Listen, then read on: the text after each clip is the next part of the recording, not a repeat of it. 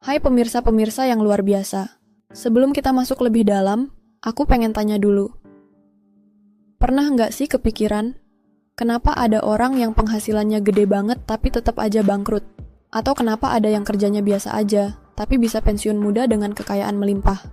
Nah, di video ini, kita bakal kupas tuntas rahasia di balik itu semua. Lengkap dengan contoh-contoh nyata yang bikin kamu manggut-manggut sambil bilang, "Oh, ternyata gitu ya." Mari kita bahas lebih detail soal sidewalk atau jalur trotoar. Bayangin deh, hidup di jalur ini kayak lagi naik roller coaster tanpa sabuk pengaman. Seru sih di awalnya, tapi ujung-ujungnya bisa muntah-muntah. Mike Tyson itu contoh sempurna. Dari jadi raja tinju dengan segudang harta, sampai harus jual istana dan mobil mewahnya cuman buat bayar utang. Tapi, jangan salah, Tyson bukan satu-satunya. Ada banyak orang di sekitar kita yang terjebak di sidewalk tanpa sadar. Contohnya, teman kamu yang gajinya gede, tapi tiap akhir bulan selalu ngutang. Atau saudara yang beli iPhone terbaru tiap tahun, padahal kartu kreditnya udah meletus. Ini semua ciri-ciri sidewalk. Fokus ke gaya hidup, bukan kekayaan jangka panjang. Mirip kayak ngehabisin gaji bulanan buat beli tas branded, tapi tabungan darurat nol besar.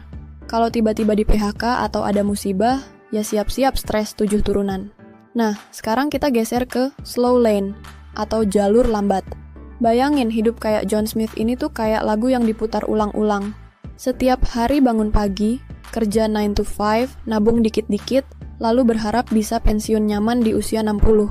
Tapi, pernah nggak sih John mikirin, apa iya 30 tahun lagi dunia masih sama kayak sekarang? Apa nggak mungkin reksadana yang dia percaya tiba-tiba anjlok karena resesi? Atau perusahaan tempatnya kerja tiba-tiba bangkrut karena kalah saing? Di slow lane, hidup terasa aman, tapi risikonya tiba-tiba bisa muncul, kayak tamu tak diundang. Contohnya, inflasi yang ngerusak daya beli tabungan. Uang 1 juta sekarang bisa aja cuman setara 500.000 10 tahun lagi. Atau teknologi yang bikin skill John jadi usang. Bayangin kalau dulu ada orang yang kerja jadi operator telepon, tiba-tiba ada HP, langsung nganggur deh. Nah, John mungkin nggak sadar bahwa jalur lambat ini justru bisa jadi perangkap, apalagi kalau dia cuma mengandalkan satu sumber penghasilan. Sekarang, kita masuk ke satu fast lane, alias jalur cepat. Di sini, kita bakal bahas kenapa Bill Gates dan Elon Musk bisa sukses. Sementara banyak pengusaha lain gulung tikar. Rahasianya bukan cuma kerja keras, tapi juga cara berpikir yang beda. Mereka nggak cuma mau kaya, tapi mau menciptakan sistem yang bisa memberi nilai ke jutaan orang. Microsoft nggak cuma jual software, tapi bikin orang bisa kerja lebih efisien. Tesla nggak cuma jual mobil listrik, tapi mempercepat transisi dunia ke energi bersih.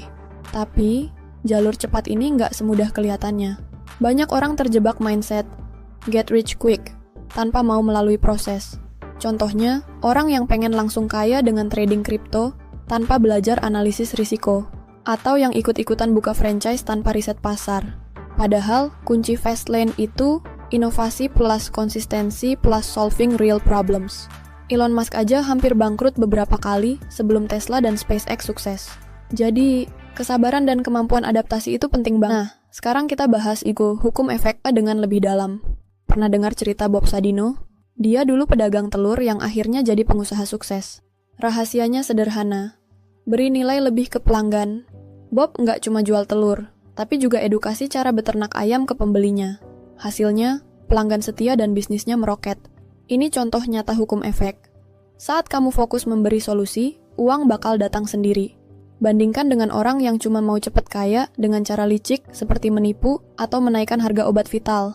Mereka mungkin sukses sesaat, tapi reputasinya hancur dan uangnya nggak bertahan lama.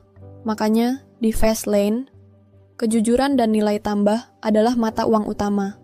Sekarang, kita ulas 5 perintah dari buku ini dengan contoh konkret. Misal, perintah pertama, jangan cuma andal satu media sosial. Bayangin kamu buka kedai kopi tapi cuma promosi di Instagram. Suatu hari, algoritma IG berubah, engagement anjlok, dan pelanggan sepi.